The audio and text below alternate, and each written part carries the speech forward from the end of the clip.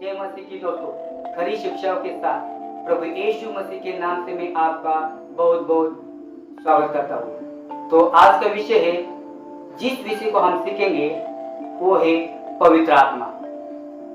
तो सबसे पहले पवित्र आत्मा कौन है?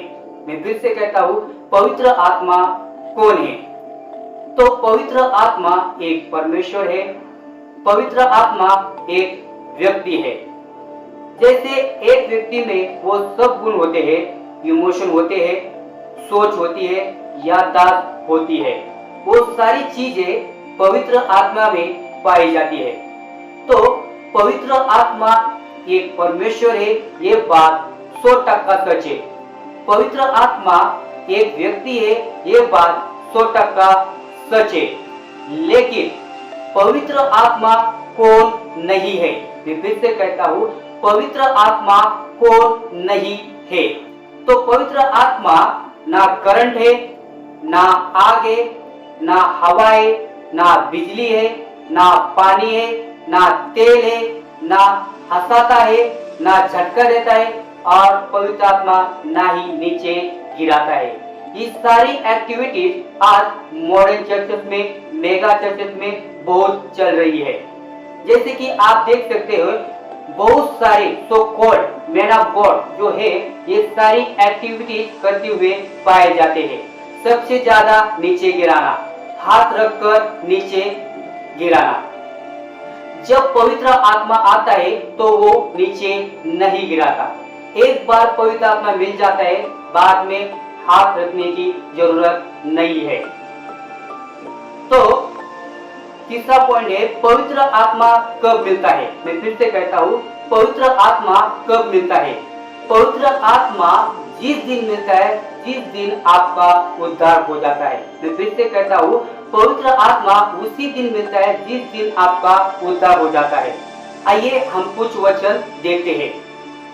इफिसियों 1:13 में लिखा है, और उसी में तुम पर भी, जब तुमने सत्य का वचन सुना जो तुम्हारे उद्धार का सुसमाचार है, और जिस पर तुमने विश्वास किया, प्रतिज्ञा किए हुए पवित्र आत्मा की छाप लगी।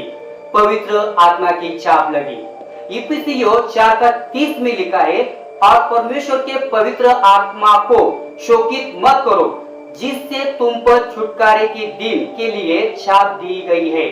छाप दी गई है।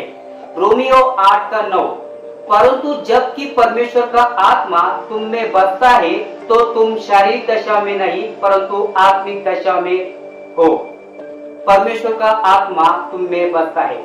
यूहन्ना 14:16 में लिखा है, और मैं पिता से विनती करूंगा, और वो तुम्हें एक और सहायक देगा कि वो सर्वदा तुम्हारे साथ रहे, अर्थात सत्य का आत्मा। पहले कुरिन्थियों 3:16 में लिखा है, यदि कोई परमेश्वर के मंदिर को नाश करेगा तो परमेश्वर उसे नाश करेगा, क्योंकि परमेश्वर का मंदिर पवित्र है और वो तुम है। यहेजकेल 36:27 में लिखा है, और मैं अपना आत्मा तुम्हारे भीतर देकर ऐसा करूंगा कि तुम मेरी विधियों पर चलोगे और मेरे नियमों को मानकर उनके अनुसार करोगे। ये सारे वचन कहते हैं कि जिस दिन हमारा उद्धार हो जाता है, उसी दिन हमें पवित्र आत्मा मिल जाता है। इसका मतलब है कि चाहे वो पतरस हो, पौलुस हो, स्टीफन हो, फिलिप हो, या आगे जितनी कलीसिया है, पौलुस की 14 लेटर हो, कहीं पर भी दोबारा हाथ रखकर पवित्र आत्मा पाया, ऐसा वचन नहीं मिलता। ये आपको नहीं मिलेगा। कुछ लोग कहते हैं कि परिपूर्ण हो गए। इसके दो मतलब होते हैं। परिपूर्ण होना, इसका मतलब है पहले से भरा हुआ है, और दूसरा जो खाली है उसको परिपूर्ण करो।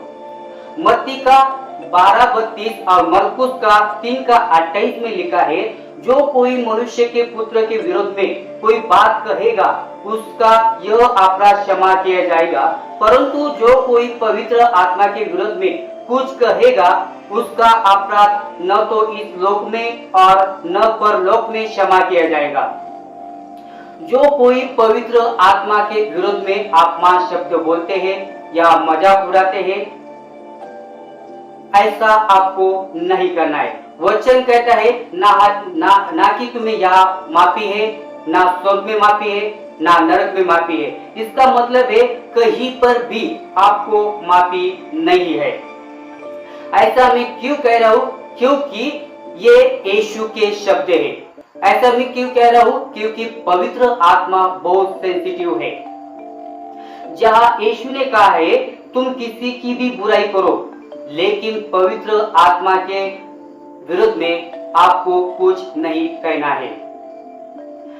ना ही पवित्र आत्मा की सेविकाई में जो परमेश्वर की सेविकाई करते हैं।